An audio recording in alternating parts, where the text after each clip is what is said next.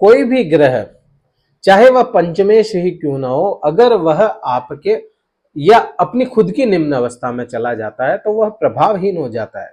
अगर वह मित्र ग्रह है आपका और वही शत्रु ग्रह हो जाए और वह आपके निम्न स्थान में, उसके खुद के निम्न स्थान में चला जाए, तो वह प्रभावशाली रहेगा लेकिन दूषित प्रभाव लेकर के आएगा, परेशान करने वाले।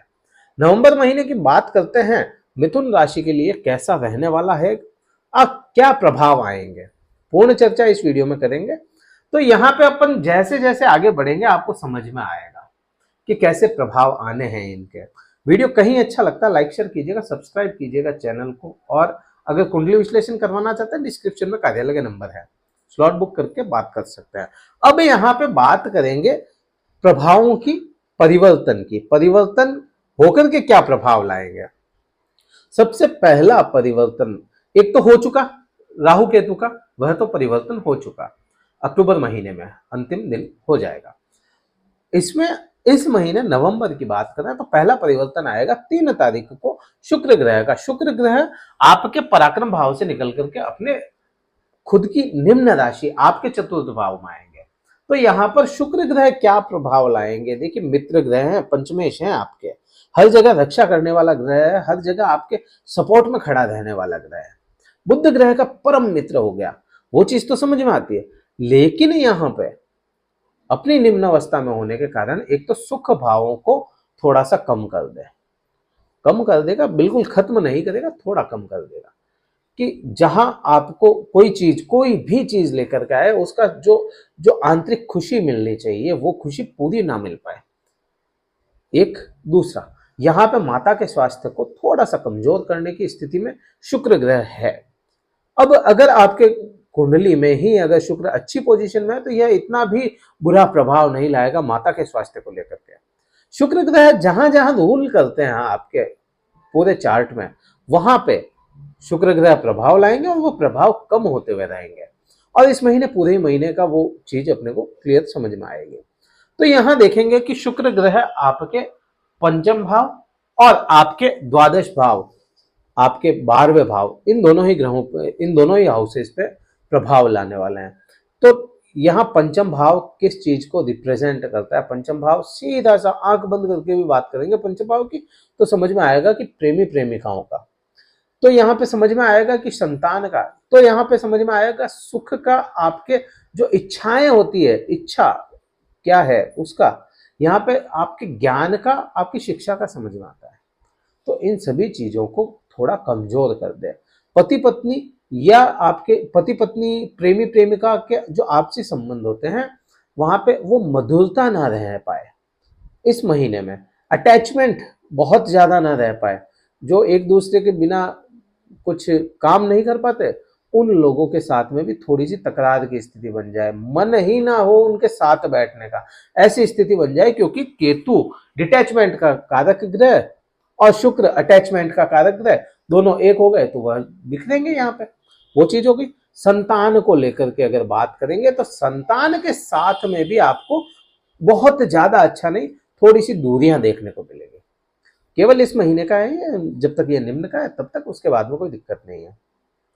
कोई मेडिकल की पढ़ाई कर रहे हैं बच्चे तो उनके लिए तो ये समय थोड़ा सा ठीक सा ही है, बट अदरवाइज कोई है तो उनके लिए पढ़ाई के मामले में बहुत ज्यादा पढ़ाई में मन ना लग पाए या एकाग्रचित्त नहीं हो पाएंगे आप पढ़ाई को लेकर के, एक तो ये समझ में आता है। द्वादश भाव का रिजल्ट अपने को क्या रहेगा, द्वादश भाव का रहेगा पति पत्नी के जो आंतरिक संबंध होते हैं बेडरूम के, वह कुछ दूरियां आ जाए, कारण कुछ भी हो सकता है लेकिन वहां पे दूरियां आपको देखने को मिलेगी इस महीने। दूसरा, यहाँ पे यात्राएं आपको मतलब की फिजूल की यात्राएं यह शुक्र आपको देगा यहाँ पर।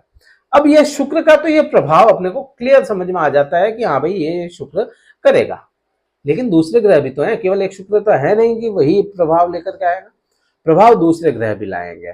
दूसरा जो परिवर्तन होगा वह होगा आपका 4 तारीख को, 4 नवंबर को शनिदेव मार्गी हो जाएंगे। शनिदेव आपके भाग्य भाव के मालिक हैं, भाग्य भाव के मालिक आपके अष्टम भाव को भी प्रदर्शित करते हैं और अष्टम भाव पे वक्र अवस्था के कारण वहां के भी प्रभाव थे। तो अष्टम भाव के सारे ही प्रभाव पूर्ण रूप से खत्म हो जाने और भाग्य भाव में शनिदेव आपको कर्म करेंगे।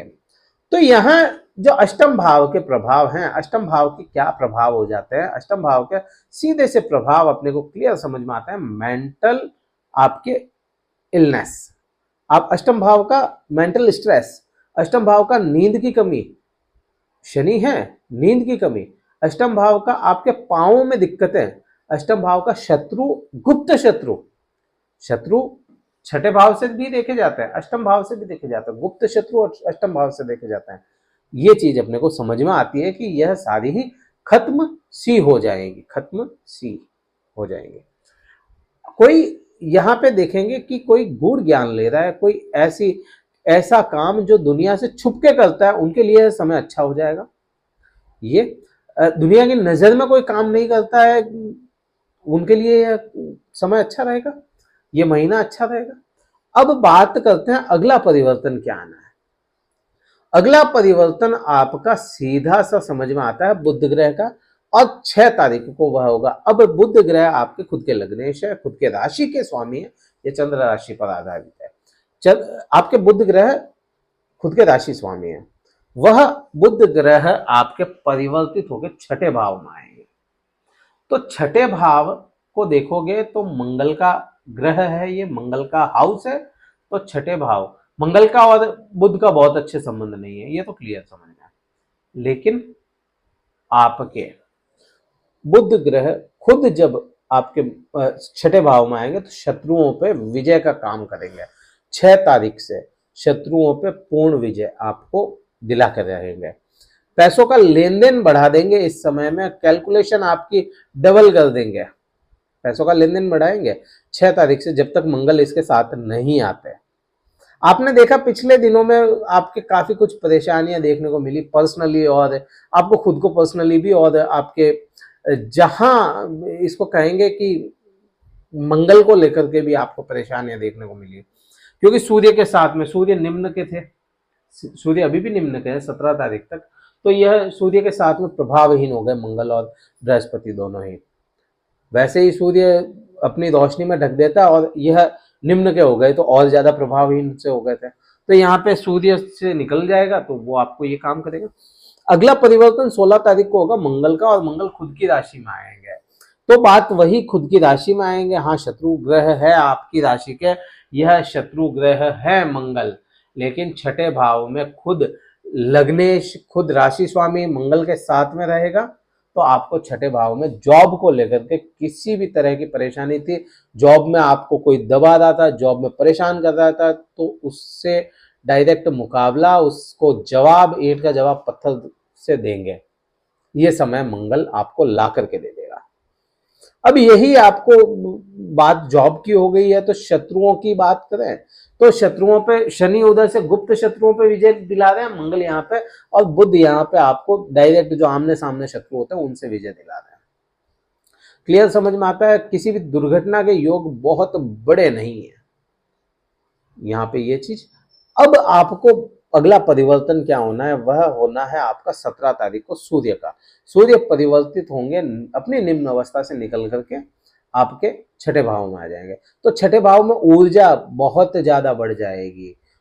जब कभी भी बहुत ज्यादा ओवरलोड चीजें हो जाती है तो वहां के प्रभाव बढ़ तो जाते हैं, लेकिन अति हर चीज की खराब है, अति हर चीज की खराब है।